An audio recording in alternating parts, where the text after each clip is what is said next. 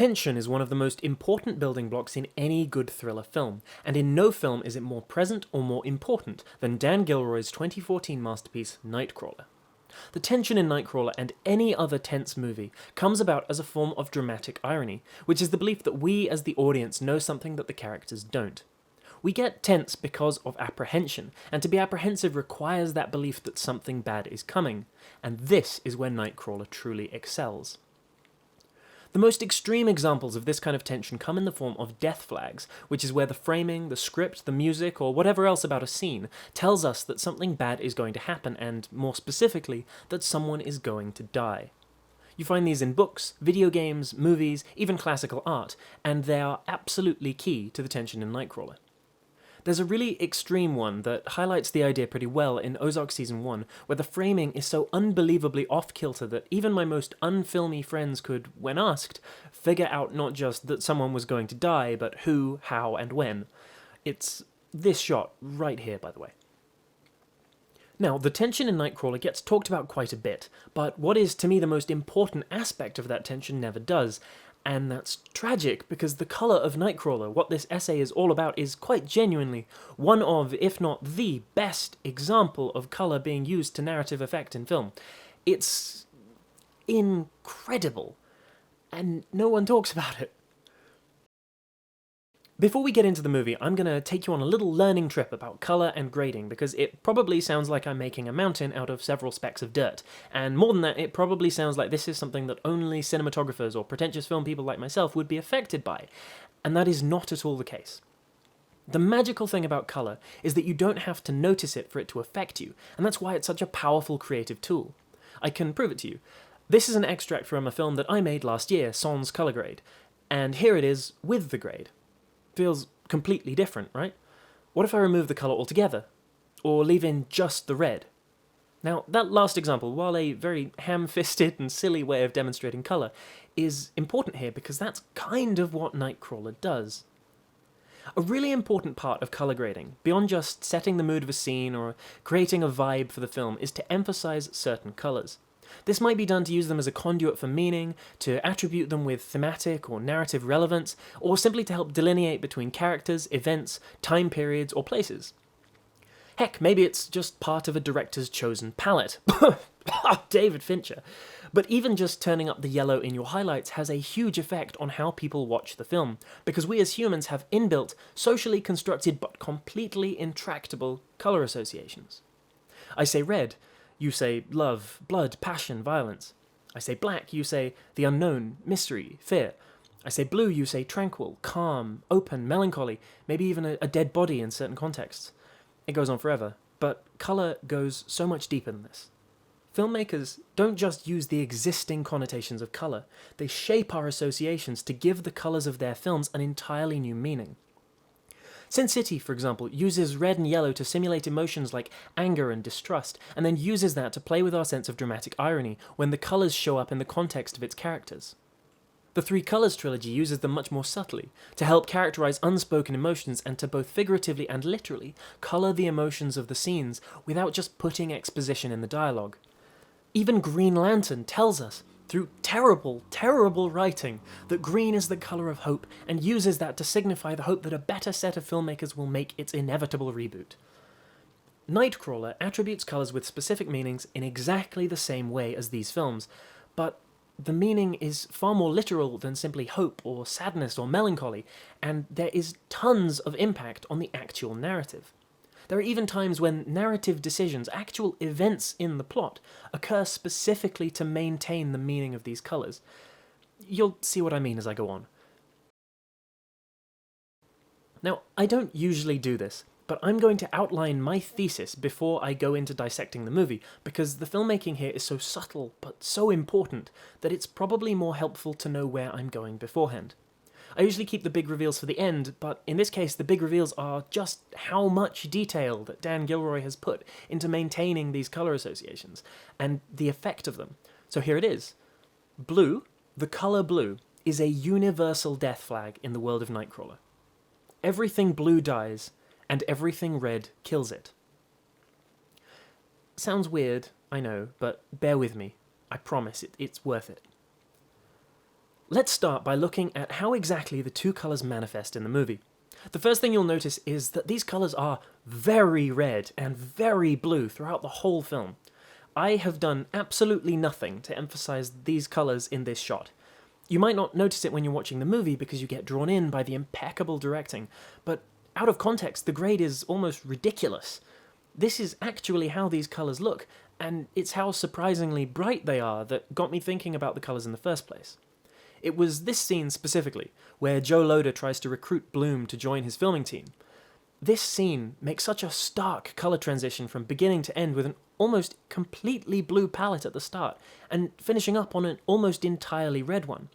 It seemed like there just had to be some kind of significance, and that was what opened the colour rabbit hole. See, blue isn't just a death flag.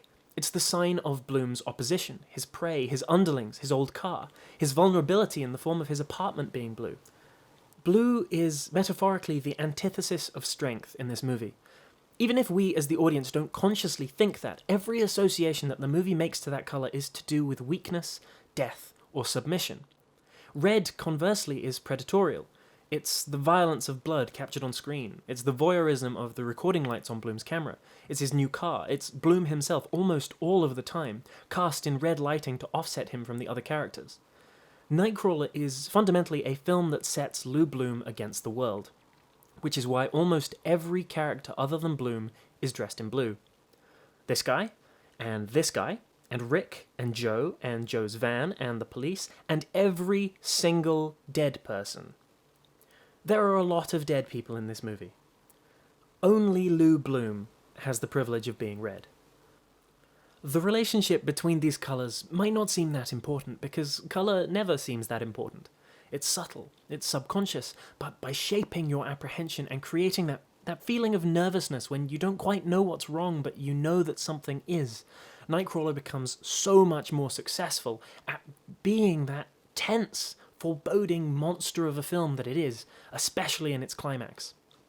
So, let's dig in. Joe Loder is the bluest person in this film. He wears blue, his van is blue, even his damn bins are blue, which we see when Bloom goes to sabotage his brakes. When he dies, we get to see the visual, metaphoric representation of Lou's crime. This incredible shot shows his car totaled, the blue centerpiece to one of Lou Bloom's most cinematic, classically informed shots, with the red of the ambulances surrounding the van. It's not only a gorgeous shot, but even without Bloom being in it, the visual association is clear. That the red we associate with Bloom is predatory, and that Loder's blue has become prey, with the red ambulances metaphorically feasting on the wreck of the van. It looks like Renaissance art because, in essence, it is. This is how the film shapes that association between weakness and the colour blue. Nina, the KWLA news coordinator, is another point of reference, because she and Rick are the prime examples of how Gilroy uses red and blue to reflect the power play between characters, further shaping those colour associations that we have. It's never more clear than in Her Date with Lou, so that's what we'll look at. She wears blue eyeliner, and while it's very small in the frame, the context that we see it in on an almost fully red backdrop makes it pop.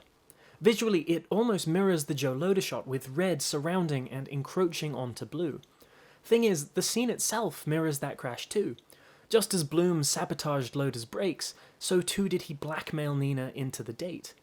It's the same type of vulnerability and victimhood that gets showcased in both scenes, and the colour representation is absolutely consistent between them. That red backdrop that you see is the booth of the restaurant, and curiously, this isn't even the first time that Lou has invited someone to sit in a specifically red booth. His interview with Rick takes place in a different restaurant, but in a very similar colour setting. We'll come back to that. So, we're on to Rick. This is where the meat and potatoes lie. From his first night on the job, all the way up until his death, Rick exclusively wears blue. In all scenes bar one, he wears a blue denim jacket.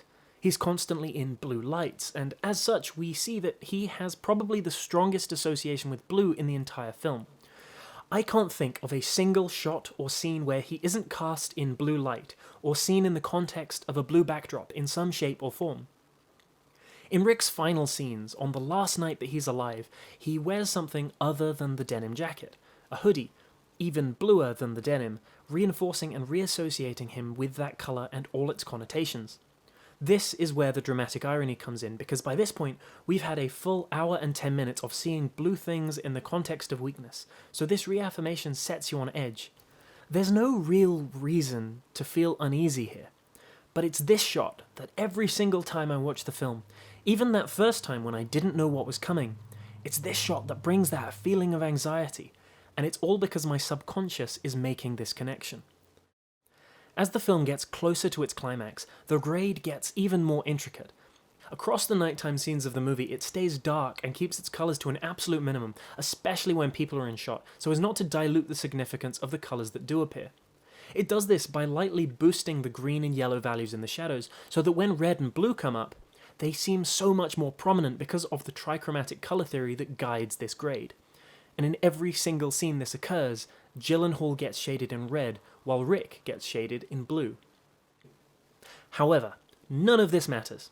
It's all set up. It's all so that when the climax finally comes, Gilroy can completely assume control over the tension and its flow by utilising these associations across one long scene, a scene that starts at the restaurant. Before the scene begins, the baddies, and I am going to call them baddies whether you like it or not, are seen under white light or in darkness, giving away no colour associations whatsoever. When they first arrive at the restaurant, it's blurred out, and in the background it doesn't have any defined colour, but once it comes into focus and they enter, we see that all the tables and chairs, as well as the decorations, are blue. This is the trajectory of the entire scene. It is a slow, calculated transition towards the first gunshot, progressively becoming bluer and bluer and bluer, and closer to that death flag. The next 5 shots of the two men are through a window which features a blue decal, and each shot brings the frame closer and closer to the men, more and more blatantly framing them with this decal, and providing that subtle colour association that foretells violence and death. Even the street becomes bluer and bluer as the scene goes on, framing Rick when he walks out of the car to get better angles. When the police arrive, blue begins to dominate the scene rather than just be a part of it. They park in front of a blue garage, which acts as their own death flag.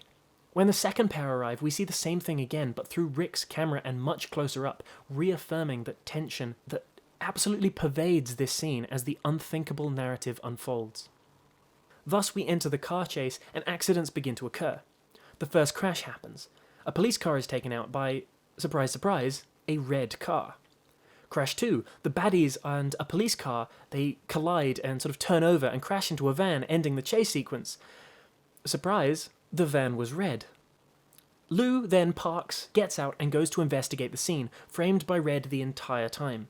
He calls for Rick, who gets out while still wearing that new blue hoodie, and runs up to the car. We see through his camera's frame the bad guy, tinted red by the LCD screen. Now, in regards to the screen here, I don't really have words to describe how cool this is, but I will try. See, Lou buys 3 cameras across the film. The screen of his first camera has a really blue tint because of the backlight, which is common amongst cheaper devices. Anyone who's worked with cheaper camcorders or documentary cameras will know that different types of LCD screens will treat colours differently. Typically, they shift to either red or blue, and this changes further based on your settings and shooting preferences. After Rick joins the firm, Lou upgrades the equipment. Rick gets a high-end camcorder while Bloom picks up a much more expensive cinema camera, and there is a noticeable difference between the two. Rick's camcorder shifts towards blue, while the cinema camera tries to preserve the colours, and thus things like skin tones come out a little bit more red. Here's the kicker. Lou gives this camera to Rick during the chase scene. Narratively, this is done so that Rick can get a better shot, and because he's not holding his camera. But it also means that when he films the bad guy, when Rick points the camera at the man who kills him, that man shows up red. When Lou, subsequently using Rick's camera, shoots the final moments of his employee's life, the frame is blue. Bluer than it has ever been before, bluer than seems even vaguely natural. Again, I've not treated this image. This is how it looks. This camera swap, subtle as it may be, is a narrative decision made explicitly to utilize the color association of the movie. There's no other reason for it. This is the proof that every subtle gesture and seemingly insignificant bit of color in this film is 100% deliberate. The color direction of this film is unrivaled. It's impeccable, and no one talks about it. Thing is, there is so much more to talk about with the colour in this film. This is already too long, and it would be an hour long if I tried to do everything, but I have to mention the third major colour in this movie, yellow, because it was only halfway through writing this that I figured it out. See, yellow represents choice, potential, the middle ground between red and blue, life and death, the unknown factor in every character's fate. Yellow is the police radio scanner, but only in scenes where it isn't saying anything, where either life or death could be told through its speakers. Yellow is the middle of every police siren in this movie as well. Now, I'm British, and I've never seen a siren like that, so I had to do some digging. Turns out each state has different siren colour cycles for police, but there are a few that are universal. Yellow, across the entire United States, means a traffic incident. These are not all traffic incidents. Very few of them are traffic incidents. The yellow here represents the potential of the police, to both take life and save it, and as such the police sit at a constant crossroads between the two colours of the film, as well as their associations. The last bit of yellow I want to talk about, or rather the first, comes from the first time that we see Rick. His t-shirt in the interview scene is yellow, and it's the only time in the entire film we see him in anything other than blue, because he hasn't made his decision yet. His fate hasn't been coloured in yet, so he sits as an undecided in the red grip of Lou Bloom's chosen scenery. When he takes the job, he gets into a blue car, and from there on is unilaterally identified with that colour. We know he's going to die long before he does. At the very least, we feel like it's coming. If I can leave you with anything about this film, it's that great films are not just great for what they tell you, or for what you see, or what you hear, or what you understand. They're great because underneath it all, they affect you without you even really knowing it. They play with your psyche and condition you into the emotional states that they want you to achieve. Nightcrawler, Network, Rear Window, films like these, they control you in a way that no other medium can, because at its fundamental essence, the frame of a movie controls your gaze. A lot of people say that thinking too hard about movies takes away their emotional significance, but I think it's the opposite. I think that the feelings that movies give you are just as academically relevant as every shot sequence or cinematic formula or mode of production that I know. Don't just listen, don't just look, but feel. And if you want to talk about movies, then you should embrace those feelings because they are always, always relevant to how the film is made. I'm going to ask you one last question. Early in the film, if you've seen it, Bloom steals a bike. He sells it. It's heavily implied that the one he steals is the red bike shown here, but we never actually see it at all when he sells it. We never see him steal it, and in the only shot that we do see it, there's a blue bike just behind it. Which one did he steal? I would give Nightcrawler a murder out of 10. That's like a 9.5. Have at me. Hello, I got caught up in the film so much that I forgot to say this. Please share the video. Please. It doesn't mean anything if nobody watches it. I've actually been working on this one for about a year and a half on and off. I just really appreciate it if somebody actually watched it. That'd be sweet. Have a wonderful day. Bye.